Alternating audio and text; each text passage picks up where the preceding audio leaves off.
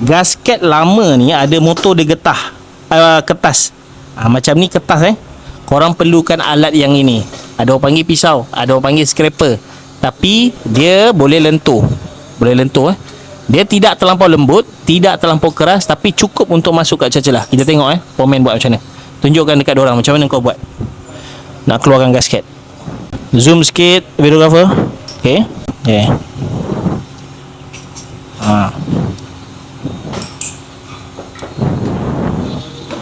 Yang boleh tarik kau tarik je lah.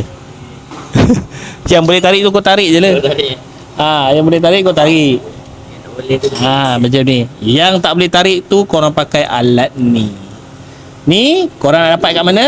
Korang screenshot je siap-siap, pergi cari dekat hardware. Pastikan jangan terlampau lembut, jangan terlampau keras.